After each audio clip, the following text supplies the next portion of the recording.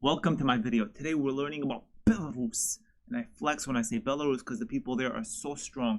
They've had to deal with their government trying to screw them up, other countries' government trying to screw the people up. They're extremely tough people. And today we're learning about their culture. What are they like? What do they do for fun? So it's kind of like a classroom setting. That's why I got the stick. Better behave, Anyways, we're going to be learning about the Belarusian culture. It's very interesting. You're not going to be disappointed. Let's get into it. The first fact about the people in Belarus is that they're extremely friendly and they love socializing. Like, unlike here, you hear somebody knocking at your door, you're like, stop everything. Wait a minute, who's there? Stop.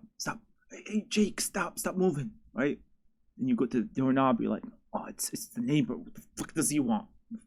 It's kind of like that bit from Sebastian Maniscalco's stand-up. I don't know if you've seen it. But anyways, in Belarus, it's completely the opposite. They know their neighbor. They constantly socialize with their neighbors. They're very friendly with their neighbors, and they have them over often. Here, we don't even know the names of our neighbors. We just see them, maybe wave hi, maybe say what's going on, how you doing. We don't socialize with our neighbors. And in Belarus, it's the opposite. They're very social. They love it there. And when you're over a Belarusian's house, they're going to make a serious effort to entertain you. They're not going to just turn on the TV and sit back, relax. No, they're going to engage you one-on-one and make a serious effort to entertain you. That's because they define success in their culture as like, how close are you with your friends, how close of a bond do you have with your friends and family. That's how they define success there. It's not like defined by how big your house is or how big your car is. No, it's about your relationships, which is really awesome. They're just raised to be more sincere, warm-hearted, and thoughtful. And I think we should steal some of that because we really need it here. We benefit a lot from it. You paying attention? Man, this makes a noise. You hear that? Don't worry, I'm not gonna hit you guys. You guys are doing good. The next fact about Belarusian people is that they respect women. They respect women big time.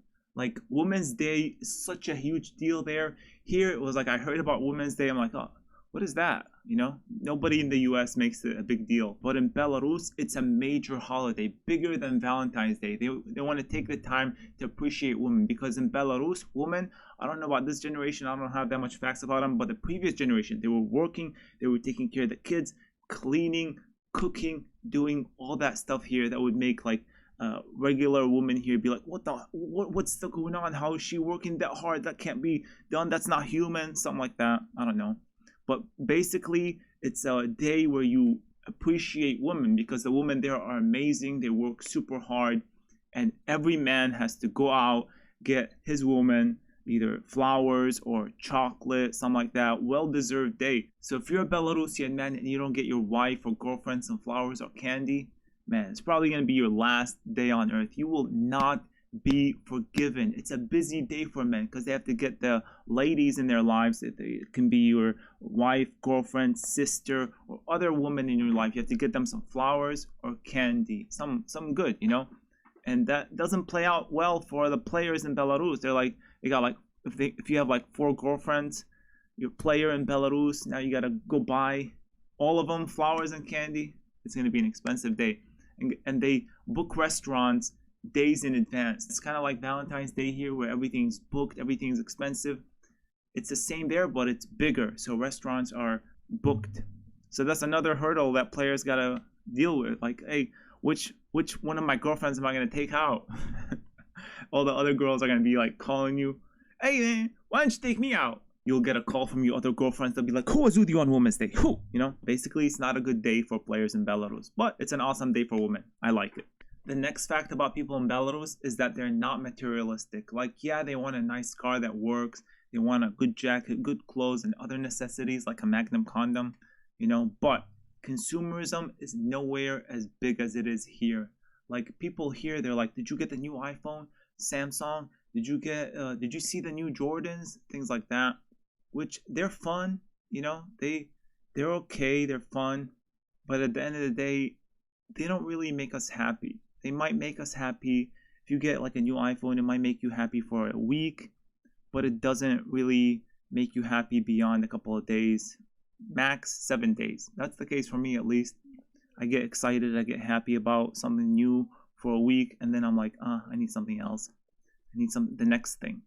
But in Belarus, their focus is on building bonds with people. The idea of shopping just for fun when you're bored is non-existent there. They shop when they need something. Here, I remember in college, people were like shopping in class. They were online browsing through H&M and other. I remember in law school, Louis Vuitton. I was like, "Whoa, this girl's rich." But anyways, people here shop when they're bored. There, they don't do that. There, they're more focused on going out with their friends, going for a walk. They go to ice hockey, chit chat, maybe a little bit of gossip. They're more social. And the other thing is that singing is huge there. It's a huge part of the culture, huge part of the curriculum at school. They teach them singing and dancing when they're young. And it's not like TikTok dancing where they're like putting their hand on their arm and the easy thing. If a Belarusian girl saw that, they'd be like, what is this? What is this cringe? They gotta do the hard dancing, the ballet stuff, where you have to train your toes. They love singing there. They like the opera, they like ballet. In fact, they use the holidays just as an excuse to sing and dance. So it's like an opportunity for grandma and grandpa pop in, show off their dancing and singing skills. And the thing is, everybody there in Belarus plays at least one musical instrument. It'll be rare for somebody not to play a musical instrument. Concerts and ballets are huge there. So if you're a guy in Belarus and you're trying to ask some girl out and you want to make sure she says yeah, invite her to a concert or ballet. The next fact is about housing. Like here in the US, in most cases, when a guy turns 21, he starts getting dirty looks from the dad, like, "You motherfucker, you still living with me? Dude, you're 21 years old, You're expected to move out of the house at age 20, 21. But in Belarus, no. You live in the house with your parents until your late 20s and beyond. It's not unusual for you to live with your parents even after you're married. What they do there is they just get a bigger apartment, 3-room apartment, and they just live with their parents. I don't know. I like it. I don't know how they make it work, but I like that. There is no "get out of my house, you little bastard" vibe like there is here in the US. And they're not considered losers by society. Like here, if you don't move out after you're 22, you're considered a loser. Not in Belarus. It's totally normal. I like it. Like I said in my other video, 21 is just when you start developing some brains. You start to know what you're doing. So you can't just go out in the wild and make all kinds of mistakes. You need some support. So I like the way they do things there. And that's about it. Please leave a like if you enjoyed this video and subscribe if you want to see me traveling to some of these countries. First, I'm going to be going to Serbia, probably later on Belarus, Poland. So tune in for that.